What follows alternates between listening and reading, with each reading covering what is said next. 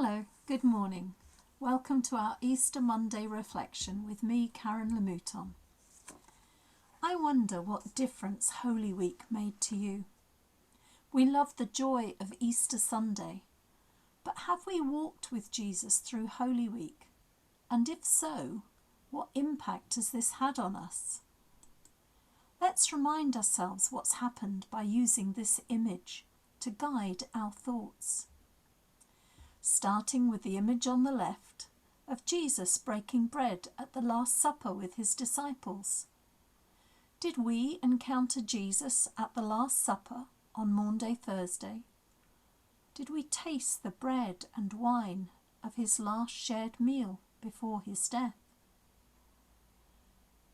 Now, looking at the image on the right, did we feel humbled as Jesus knelt to wash his disciples' feet, as well as our own?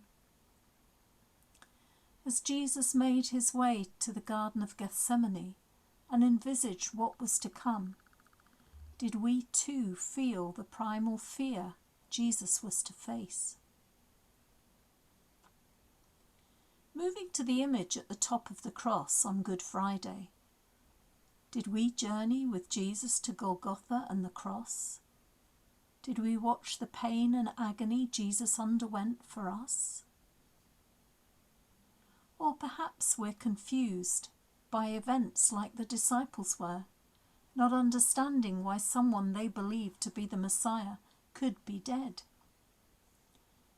As we focus on the central image, are we able to relive the bewilderment faced by the disciples, the astonishment and shock of Mary? Maybe we still don't understand, like the two disciples walking back along the Emmaus road. Let's remind ourselves of what happened, as is written in Luke's Gospel. Now that same day, two of them were going to a village called Emmaus, about 7 miles from Jerusalem. They were talking with each other about everything that had happened. As they talked and discussed these things with each other, Jesus himself came up and walked along with them, but they were kept from recognizing him. He asked them, "What are you discussing together as you walk along?" They stood still, their faces downcast. One of them, named Cleopas, asked him, "Are you the only one visiting Jerusalem who does not know the things that have happened there in these days?" "What things?" he asked. "About Jesus of Nazareth," they replied. "He was a prophet, powerful and word indeed before God and all the people. The chief priests and our rulers handed him over to be sentenced to death, and they crucified him. But we had hoped that he was the one who was going to redeem Israel. And what is more, it's the 3rd day since all this took place. In addition, some of our women amazed us. They went to the tomb early this morning, but didn't find his body. They came and told us that they'd seen a vision of angels who said he was alive. Then some of our companions went to the tomb and found it just as the woman had said, but they did not see Jesus." He said to them, "How foolish you are, and how slow to believe all that the prophets have spoken. Did not the Messiah have to suffer these things and then enter his glory?" And beginning with Moses and all the prophets, he explained to them what was said in all the scriptures concerning himself. The story goes on to tell us that having explained it all, Jesus makes the decision to leave them, as they still had not understood. But they persuade him to stay and eat with them. It is in the way Jesus takes the bread and blesses it that they recognize Jesus for who he is. This is something he would have done often with them. I used to wonder, how could any of the disciples who'd spent so much time over a period of 3 years with Jesus, failed to recognize him when he was resurrected. I'm sure some of you have been to school reunions after a couple of decades and had difficulty recognizing people until they said or did something that triggered a memory. I went to a youth group leader's 80th birthday party. That sounds a strange way to describe her at 80, but she was my youth club leader all through my teens and early adulthood. I spent many hours in their home sharing meals with the family, including her son, who was a few years older than me. I went off to train as a teacher and then left my home area.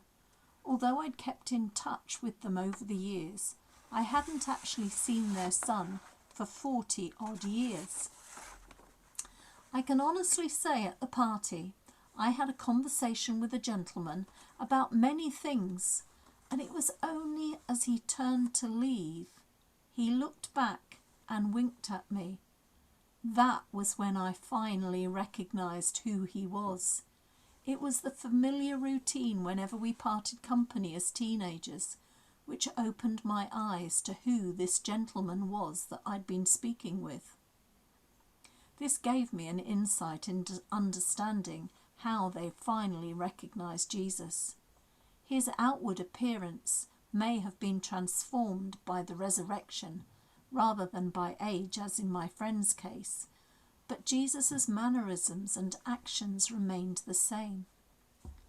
We may not have journeyed through Holy Week in the same way that this image illustrates, but if we consider the last image at the foot of the cross, Jesus is inviting us to take his hand and journey with him now into this day. Easter doesn't just happen once a year, but every day for those who believe and have put their trust in Jesus, because we are Easter people. At the culmination of Holy Week on Easter Sunday, what did you feel towards Jesus yesterday? Perhaps praise, adoration, and worship? Maybe something different: curiosity, questioning, uncertainty. There are stories of people witnessing Jesus appearing after his resurrection, and they all tell us something very deep about how revelation comes to people. We live in a culture where people are slow to understand who Jesus is. Maybe they spend time with Christians and have even been to church, but still don't get to the point where they can finally see and understand who Jesus is and what Jesus is about. The Emmaus story gives us encouragement that revelation is a process. It takes time, and it is only as the Holy Spirit works in people's lives that they realise in hindsight how Jesus has been there working in their lives all along. I'd like to read a poem which was shared with me and comes from the Henri Nouwen Society. For most of my life, I have struggled to find God, to know God, and to love God. I have tried hard to follow the guidelines of the spiritual life, pray always, work for others, read the scriptures, and to avoid the many temptations to dissipate myself. I have failed many times, but always tried again, even when I was close to despair.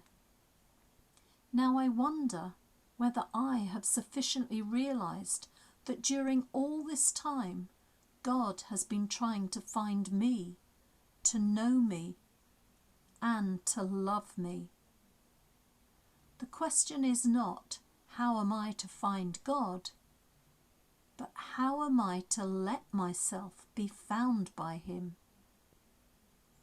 The question is not, how am I to know God? But how am I to let myself be known by God? And finally, the question is not, how am I to love God? But how am I to let myself be loved by God? God is looking into the distance for me, trying to find me and longing to bring me home. Finally, I'd like to leave you with this prayer. Read it slowly, either out loud or to yourself, and then reflect on the questions at the end. You may like to pause the video until you're finished with your prayer time with Jesus. Thank you for joining me this Easter Monday. Have a truly blessed day as you walk through it with Jesus, your ever-present companion. God bless.